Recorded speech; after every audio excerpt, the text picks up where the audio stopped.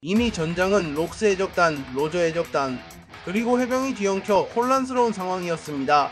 바로 그때 하늘에서 정체불명의 검은 그림자들이 섬을 덮칩니다.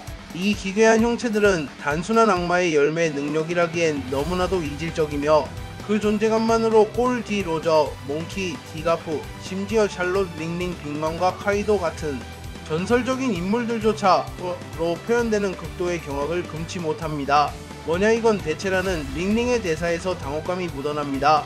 이것은 록스 해적단의 내분이 아니라 세계 정부 최고 권력, 즉 이무의 직접적인 개입이 시작되었음을 암시합니다. 이무는 강림하자마자 전설들의 공격을 버텨내고 록스를 잡아 올리는 힘을 보여주었습니다. 이러한 혼란 속에서도 록스 디지백의 목표는 확고했습니다. 그는 하늘에서 내려온 정체불명의 존재 이무에게 전혀 위축되지 않고 오히려 자신의 신념을 광기에 어리게 외칩니다. 그는 데비 디존스야말로 옛 세계의 왕이다 라고 선언합니다. 이는 데비 백파이트 등으로 가볍게 언급되던 데비 존스가 실은 원피스 세계관의 근간을 이루는 매우 중요한 존재임을 시사합니다. 록스는 현 세계의 지배자인 천룡인들을 가짜 왕으로 규정하고 자신이 데비 디존스의 의지를 이어받아 세계의 진정한 왕이 되겠다고 선포합니다. 이는 록스의 목적이 단순한 해적왕이나 명예가 아니라 세계 정보 전복 및 세계의 왕이라는 지위 그 자체였음을 명확히 합니다.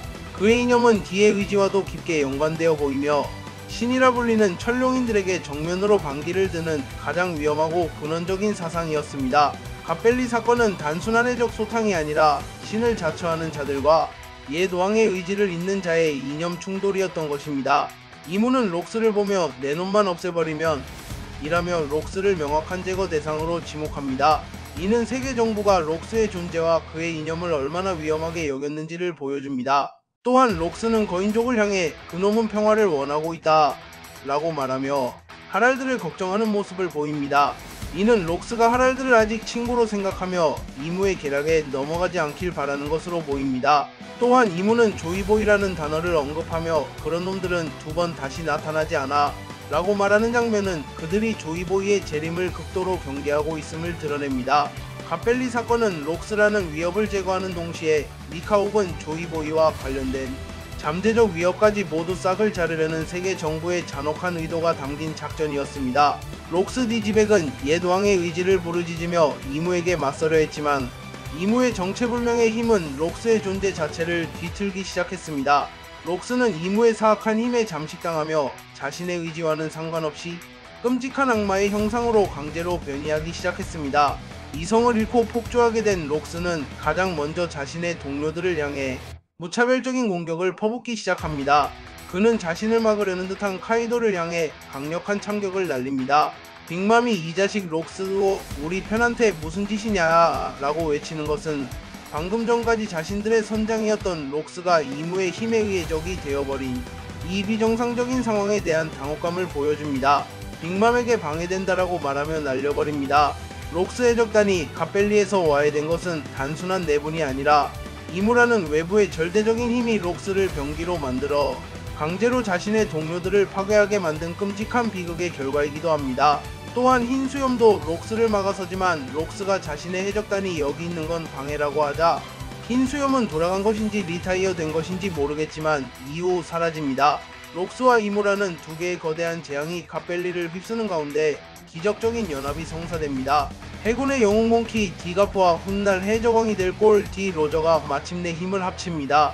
이들은 이념과 신분을 초월하여 섬의 민간인과 노예들을 지킨다는 공통의 목표를 위해 손을 잡습니다. 가프는 너희들이 서두르라고 아직 얼마나 섬 안에 있는 거냐 라며 해군에게 피난을 독려합니다.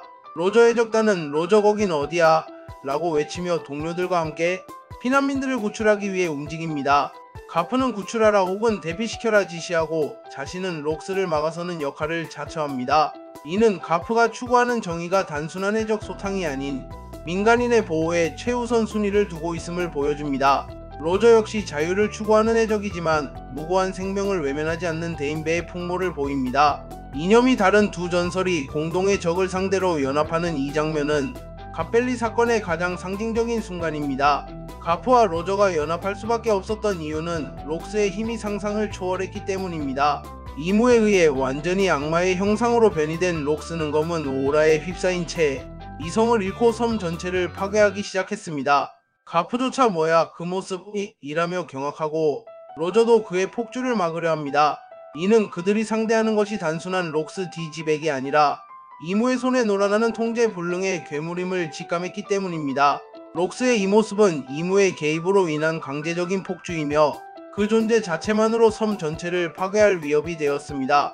네가 동료를 노리면 곤란하니까 라며 로저와 거프가 록스를 막아서는 모습을 보입니다. 이 거대한 싸움의 이면에는 천룡인들의 인간 사냥에서 살아남으려는 노예들의 처절한 사투가 있었습니다. 갑벨리는 이미 록스와 이무의 격돌로 인해 무너져 내리고 있었습니다. 이방쿠프와 바솔로뮤 쿠마는 이 지옥에서 탈출하기 위해 필사적이었습니다. 해군과 해적들이 혼란 속에서 철수하거나 보물을 챙기는 모습이 보이며 섬의 남서쪽으로 탈출로가 언급됩니다. 하지만 드래곤은 샹크스를 잃어버리고 젠장 아기 하나 구하지 못하는 건가 나는 이라며 절망합니다. 쿠마 역시 부상을 입었습니다. 이방쿠프는 쿠마 이제 틀렸어 이 이상은 위험해 라며 쿠마에게 탈출을 종용합니다. 하지만 쿠마는 아직 있을지도 몰라 구할 수 있는 목숨이 라며 포기하지 않습니다. 이는 쿠마가 혁명군으로서의 신념을 갖기 이전부터 타인을 구하려는 이타적인 본성을 지녔음을 보여주는 중요한 장면입니다. 쿠마의 신념은 기적으로 이어집니다. 그는 지옥같은 혼란 속에서 마침내 어린 티치와 그의 어머니 에리스를 찾아냅니다. 에리스는 어린 티치를 필사적으로 감싸는 채 절망 속에서 쿠마를 바라봅니다.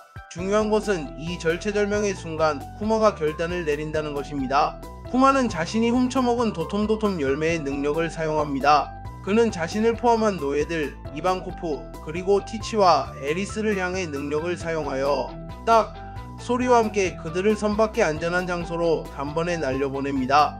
이는 쿠마의 능력이 처음으로 구원을 위해 사용된 상징적인 순간입니다. 이방쿠프는 영문도 모른 채 날아가면서 우와 아 라고 비명을 지르고 이들의 기적적인 탈출을 목격한 샬롯 링링은 이라며 놀라움을 금치 못합니다. 쿠마의 이 용기 있는 선택이 없었다면 훗날의 혁명군 간부 이방쿠프와 미래의 사왕이 될 마샬 디 티치는 갑벨리에서 생을 마감했을 것입니다.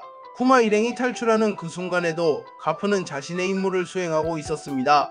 그는 록스를 막아서는 동시에 섬에 남은 이들을 보호하기 위해 싸웠습니다. 가프는 단순히 록스를 쓰러뜨리는 것뿐만 아니라 해군들에게 피난을 독려하듯이 섬의 붕괴를 막고 민간인들의 탈출 시간을 벌어주는 방패 역할까지 수행했습니다. 록스가 악마와 같은 형상으로 변이하며 섬 전체를 파괴하려 할 때 로저와 힘을 합쳐 그를 막아섰습니다. 마침내 갑벨리 사건은 최후의 국면을 맞이합니다. 피난민과 노예들이 대부분 탈출하고 혹은 희생되고 섬에는 오직 3명의 정점만이 남았습니다. 악마의 형상으로 완전히 변이한 록스 디지베 그리고 그의 앞을 막아선 해병 몽키 디가프와 해적골 디 로저 뛰어나와라 록스 라는 로저의 외침은 결전의 시작을 알립니다. 가프와 로저는 나란히 서서 록스와 대치합니다. 이 장면은 원피스 역사상 가장 전설적인 전투의 시작을 알리는 상징적인 구도입니다. 비록 이 전투의 상세한 과정은 생략되었지만 그 결과는 우리 모두가 알고 있습니다. 록스 해적단은 괴멸하고 록스 디지백은 사망 혹은 실종합니다. 그리고 이 사건을 계기로 가프는 해군의 영웅이 되고 로저는 해적왕을 향한 길을 걷게 됩니다.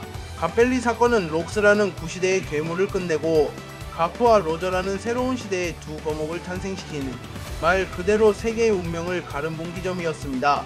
하지만 록스 역시 이무에게 조정당한 불쌍한 인물이라는 것이 밝혀지며 많은 사람들은 록스를 인정하며 악은 여전히 이무라는 것이 드러난 화였다고 볼 수 있습니다.